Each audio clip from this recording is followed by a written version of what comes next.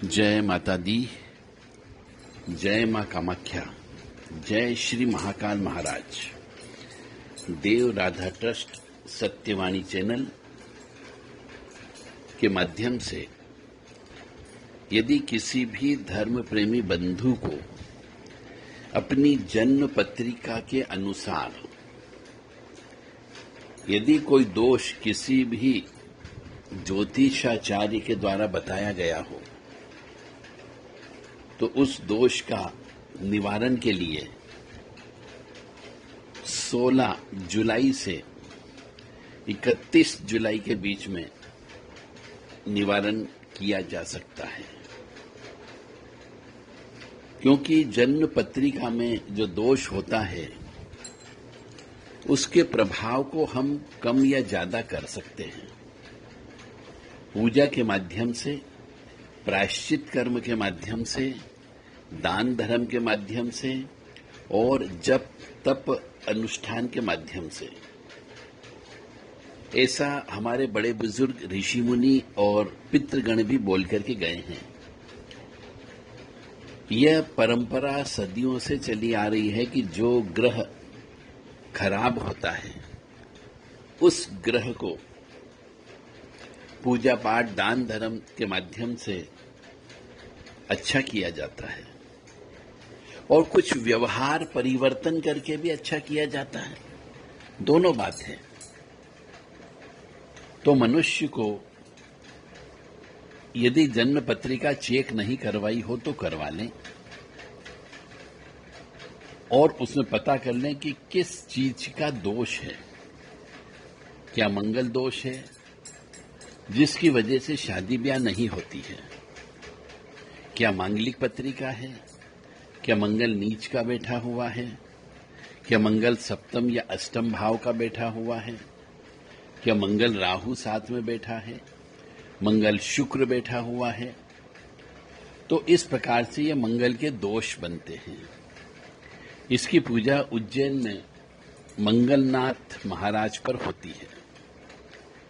यह पूजा कभी भी की जा सकती है क्योंकि मंदिर है और वहां भगवान हमेशा विराजमान होते हैं, ऐसा कहा जाता है। तो मंगल दोष की पूजा मंगलनाथ महाराज पे जाकर के कभी भी की जा सकती है। तो 16 जुलाई से लेकर के 31 जुलाई के बीच में यह पूजा संपन्न हो सकती है।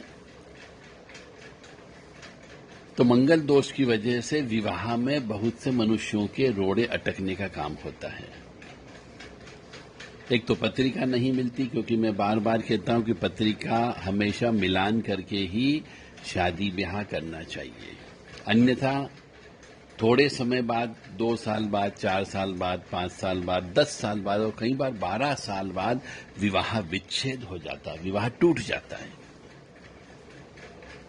तो कई बार यदि कोई लड़की मांगलिक है तो उसका घट विवाह कराया जाता है। शादी के पहले एक और विवाह की पूरी रस्म होती है, गुपचुप तरीके से होती है। वह विवाह भी देव राधा ट्रस्ट सत्यवाणी चैनल के माध्यम से कराया जाता है।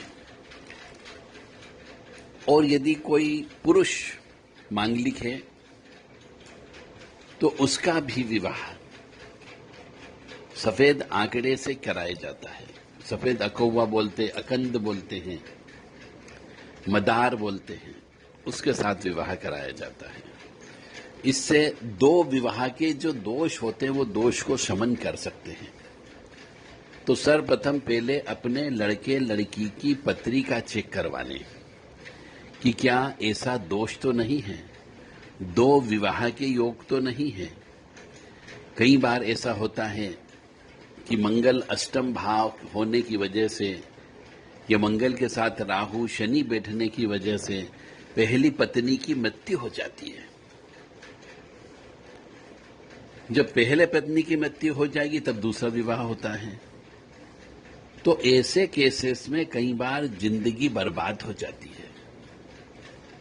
पहली पत्नी मर गई, फिर परिवार वालों के ऊपर केस रजिस्टर्ड हो गए, पुलिस थाने कोर्ट कचहरी करना होती है, वकील करना होते हैं और अनाप शनाप पैसा खर्च होता है, मानसिक तनाव होता है, वो अलग बात है। तो ऐसी स्थिति उत्पन्न न हो। तो जिससे भी विवाह करें बहुत सोच समझ करके विवाह करें और अपनी पत्रिका भी चेक करा लें कि हम में क्या दोष है। तो विवाह के समय पे इन चीजों का अवश्य ध्यान रखें। इसके अलावा भी किसी मनुष्य की पत्रिका में गुरु चांडाल दोष होता है। यदि यह दोष स्त्री की पत्रिका में होता है तो उसका विवाह देरी से होता है या खराब व्यक्ति मिलता है या कई बार 2 विवाह के योग हो जाते हैं गुरु चांडाल दोष होने से भी। अब आप कहेंगे हम कैसे पता करें कि गुरु चांडाल दोष है? तो गुरु के साथ यदि राहु लिखा हुआ हो तो गुरु चांडाल कहते हैं उसको। यह कभी भी अच्छा फल नहीं देगा, कहीं पर भी बैठा हुआ हो बिल्कुल अच्छा फल नहीं देता है। इसलिए अपने बच्चों की पत्रिका अवश्य चेक करा लें। हो सकता है पत्रिका में सूर्य शनि एक साथ बैठा हुआ हो, सूर्य राहु एक साथ बैठा हुआ हो, तो इसको पितृ दोष बोला जाता है। सूर्य के साथ राहु बैठना या सूर्य शनि एक साथ बैठना पितृ दोष की परिभाषा में आता है। अब पितृदोष लग जाता है तो इसका भी पितृदोष का भी शमन होता है, इसकी भी पूजा होती है। क्योंकि हर माता पिता चाहता है कि उसका लड़का या लड़की पढ़ाई लिखाई करे, अच्छा आदमी बने, उसको जीवन में कष्ट नहीं आए, जो मेहनत करे उसका फल मिले। परंतु कई बार ऐसा होता है कि मेहनत करने के बाद भी फल की प्राप्ति नहीं होती है। बार बार परीक्षा देते हैं पर सफलता नहीं मिलती है। बार बार दुकानदारी में पैसा लगाते हैं परंतु पैसा वश बर्बाद हो जाता है, लाभ ही नहीं होता है। बार बार व्यवसाय बदलना पड़ता है, बार बार स्त्री बदलना पड़ती है, बार बार घर बदलना पड़ता है। तो ये सब वजह जो होती है ये पितृदोष की वजह से होती है। तो मनुष्य को पितृदोष के टोने टोटके करते रहना चाहिए। पितृदोष की शांति अमावस्या के दिन कराना चाहिए। और इसीलिए ये जो सावन का महीना आ रहा है इसमें पितृदोष की शांति बहुत आसानी से होती। सोमवती अमावस्या के दिन, हरियाली अमावस्या का भी दिन होता है, शनिश्चरी अमावस्या भी होती है और इन्हीं समय पे ही पितृदोष की शांति करवा सकते हैं। तो सभी धर्मप्रेमी बंधुओं से मेरा विनम्र निवेदन है कि अपने बच्चे की जन्म पत्रिका अवश्य चेक करवा लें कि कौन सा दोष है। क्या उनके ऊपर ऊपरी बाधा लगने की संभावना तो नहीं है? क्या कोई तंत्र बाधा लगने की संभावना तो नहीं है? क्या कोई खिलाई पिलाई होने की संभावना तो नहीं है? या फिर पिछले जन्म के पाप कर्म के अनुसार उसके जवान होते होते कहीं वो पागल तो नहीं हो जाएगा? पिछले जन्म के कौन से पाप कर्म हैं जिसकी वजह से कष्ट मिलता है? पिछले जन्म के कौन से पाप कर्म होते हैं जिसकी वजह से बच्चे पैदा नहीं होते हैं?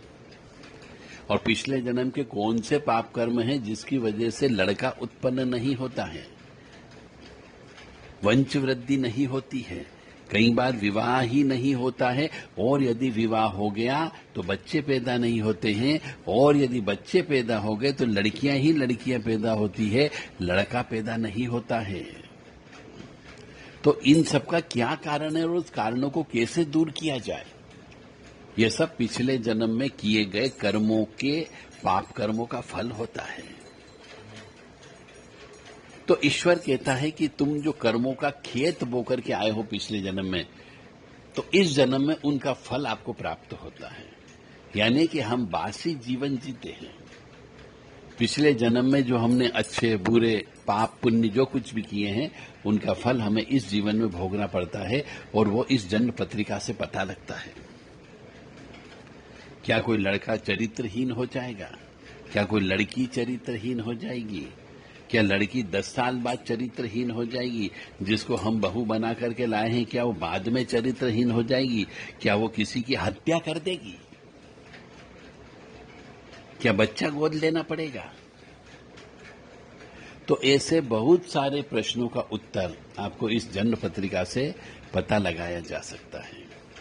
तो पहले तो जिंदगी के बारे में पता लगाया जा सकता है कि आपकी जिंदगी में कितना कष्ट है। 50% है, 40% है, 70% है,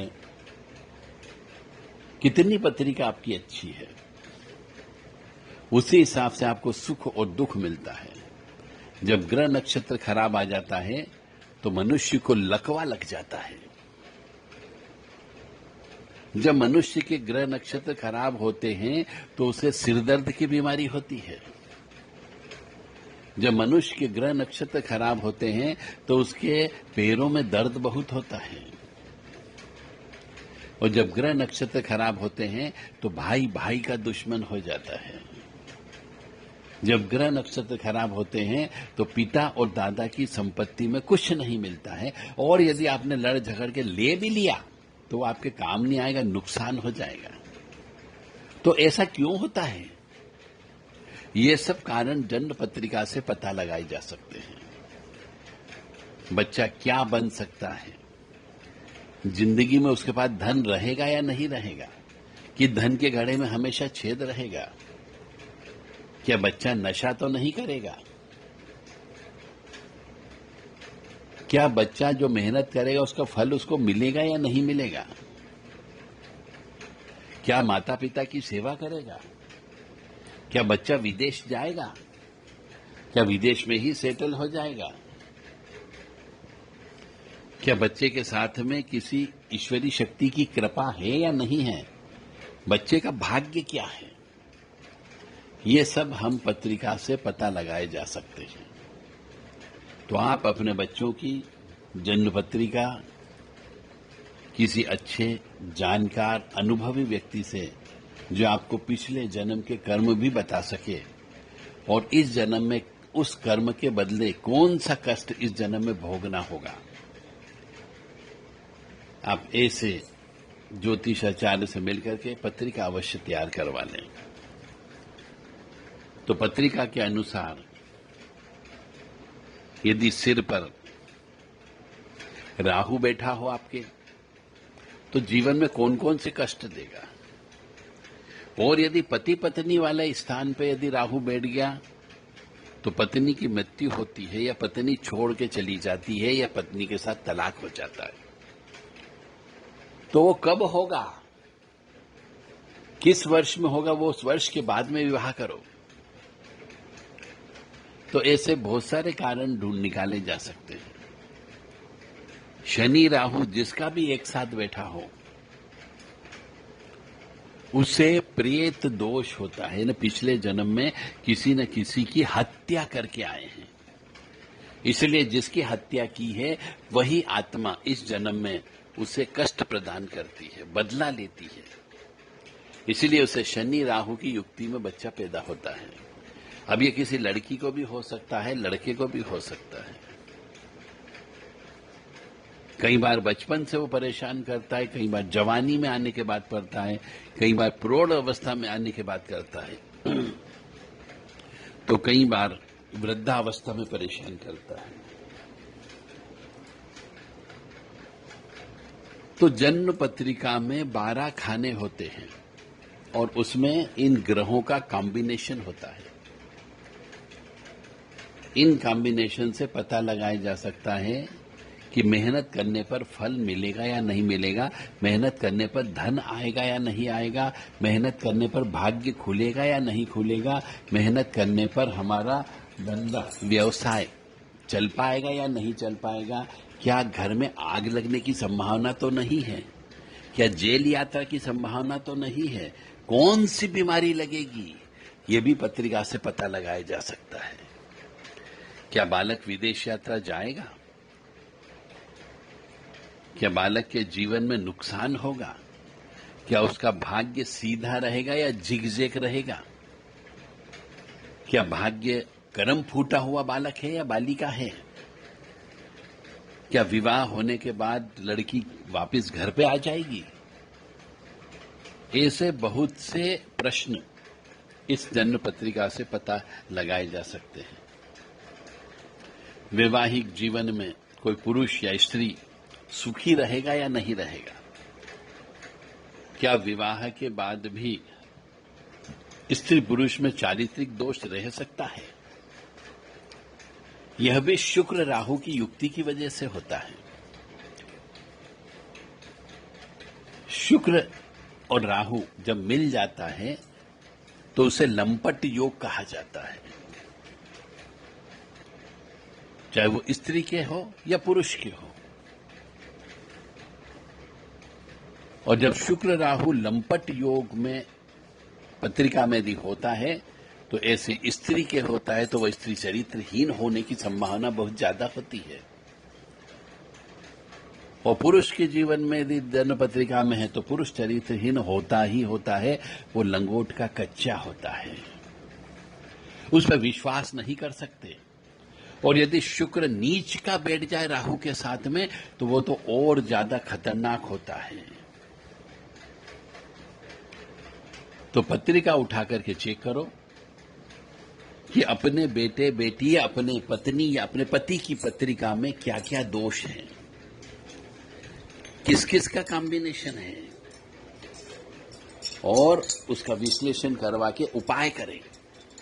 इन सब दोषों के उपाय के लिए ही 16 जुलाई से 31 जुलाई तक उज्जैन महाकाल महाराज की पावन नगरी में दोषों के निवारणार्थ शिविर लगाया जा रहा है, जिसमें जो दोष हैं उस दोष से संबंधित पूजा कराई जाएगी, प्रायश्चित कर्म कराया जाएगा और आपको अपने हाथों से उससे संबंधित अन्न का दान करना है, उससे संबंधित धातु का दान करना है, उससे संबंधित वस्त्र का दान करना है, क्योंकि दान करने से ही पाप कटते हैं और पाप कटने से ग्रह कष्ट कम देता है।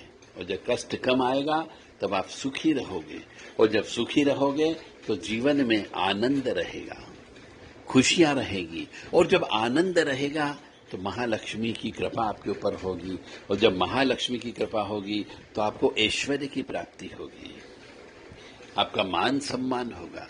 तो सब एक दूसरे से जुड़े हुए हैं। तो जब आपको मालूम है कि हमें ऐश्वर्य भी चाहिए, सुख समृद्धि भी चाहिए, लक्ष्मी भी चाहिए, तो क्यों नहीं ये पूजा करवाओगे? यदि आप पढ़े लिखे हैं, समझदार हैं, तो हम जो बोलना चाह रहे हैं उसका इशारा आप समझ गए होंगे कि हमारे द्वारा किए गए पिछले जन्म के पाप कर्मों के फलस्वरूप हमें कष्ट मिलता है, तो उन पाप कर्मों का हम प्रायश्चित कर लें, यानी कि कष्ट भुगते हैं उसके पहले हम कान पकड़ करके माफी मांग लें उस ग्रह से जो हमें कष्ट देगा। बस इसका अर्थ ये है। हो सकता है पिछले जन्म में आप मां को तड़पा के आए हो सकता है पिछले जन्म में आप गुरु को तड़पा के आए हो, पिछले जन्म में पिता का कहना नहीं माना हो, पिछले जन्म में आपने अपनी स्त्री को बहुत मारा पीटा हो, उसकी बहुत हाई बद्दुआ ली हो, तो इस जन्म में स्त्री का सुख प्राप्त नहीं होता है। चाहे वो 1 शादी कर ले, 2 शादी कर ले, 3 शादी कर ले, कभी सक्सेस नहीं हो सकता। तो क्या उपाय है? अपने आचार विचार व्यवहार में क्या बदलाव करें कि हमें ये दोष ऑटोमेटिकली धीरे धीरे समाप्त हो जाए? क्योंकि कोई जरूरी नहीं है कि पूजा करके ही आप इन दोषों को शमन करो। आप अपने आचार विचार व्यवहार को बदल करके भी इन दोषों को कम कर सकते हो। जिस चीज का दोष है, जैसे मान लो आपको स्त्री का दोष है कि आपके जीवन में स्त्री सुख नहीं है, तो आप स्त्री को पूजना चालू कर दो। देवी माँ को पूजना चालू कर दीजिए, काली माँ को पूजना चालू कर दीजिए, दुर्गा माँ को पूजना चालू कर दीजिए, अपनी जगत जननी माँ को पूजना चालू कर दीजिए। जिसने आपको पैदा किया उस माँ को पूजना चालू कर दें। अपने घर में यदि कोई बहन बेटी है, भुआ है, तो उनको भी रोजाना चरण स्पर्श करना प्रारंभ कर दें, तो दोष ऑटोमेटिकली कम हो जाएगा। कन्या पूजन करना प्रारंभ कर दें, तो अपने आचार विचार व्यवहार को भी बदल के आप बहुत सारे ग्रहों को अपने नियंत्रण में कर सकते हो। जो ग्रह खराब है उससे संबंधित जो व्यक्ति है उस व्यक्ति को खुश रखने का प्रयास करें, तो भी आप ग्रह को बदल सकते हो। फिर भी ग्रह को सर्वोत्तम उपाय जो शास्त्रों में बताया गया है कि उस ग्रह से संबंधित आपको जप कराना होते हैं, उस ग्रह से संबंधित हवन कराना होता है, और उस ग्रह से संबंधित जो अन्न होता है, वस्त्र होते हैं, धातु होती है, उसका दान करना होता है। जय माता दी, जय मां कामाख्या, जय श्री महाकाल महाराज। यदि आप पूजन अर्चन कराना चाहते हो, नवग्रह की शांति कराना चाहते हो, अपनी पत्रिका के दोषों को कम करना चाहते हो, तो देव राधा ट्रस्ट सत्यवाणी चैनल से संपर्क कर सकते हैं। 9893128047, 7649862712 और 7987237885 ये व्हाट्सएप नंबर है। कृपया व्हाट्सएप में अपना नाम, पता और कौन सा ग्रह है खराब उसकी पूजा से संबंधित अधिक जानकारी प्राप्त कर सकते हैं। यदि आपने अभी तक कोई जन्म पत्रिका तैयार नहीं कराई है तो आप देव राधा ट्रस्ट से जन्म पत्रिका तैयार करवा सकते हैं। जय माता दी, जय मां कामाख्या। जन्म पत्रिका चेक कराने की शुल्क होती है, दक्षिणा नहीं होती है, क्योंकि हम जब काम करते हैं तो मांग करके पैसा लेना दान या दक्षिणा नहीं कहलाता है। दान दक्षिणा हमेशा गुप्त रूप से दिल खोल करके आत्मा से दिया जाता है। तो हम जो आपसे पत्रिका बनाने की जो फीस लेते हैं, यह फीस है 2500 रुपये। यह फीस जमा करके आप अपनी पत्रिका का पूरा विश्लेषण चेक करवा सकते हैं कि आप कौन से लग्न में पैदा हुए हैं, उस लग्न की कैसे पूजा करना है,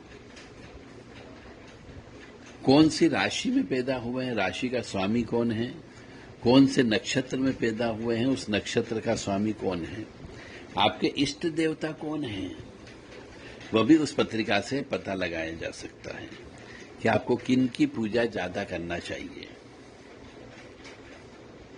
शास्त्रों में कहा गया है कि इष्ट की पूजा करने से कष्ट कम आते हैं और कुल देवी देवता की पूजा करने से भी कष्ट कम आते हैं। तो जिसकी राशि के देवता और लग्न के देवता एक ही होते हैं, उन्हें उसी देवता की पूजा पूरी जिंदगी भर करना चाहिए और उस देवता का मंत्र भी बोलना चाहिए, और उस देवता से संबंधित, उस राशि से संबंधित जो भी नग होता है, उस नग को और धातु को अपने शरीर पर अवश्य धारण करना चाहिए। ये हमेशा अच्छा फल ही प्रदान करते हैं। तो जिस किसी को भी पत्रिका चेक करवाना हो, कष्टों का उपाय करवाना हो, फिर कष्टों के बारे में कोई सलाह लेना हो, तो देव राधा ट्रस्ट सत्यवाणी चैनल से व्हाट्सएप के माध्यम से अपना पूरा नाम, परिचय देते हुए उचित जानकारी आप प्राप्त कर सकते हैं।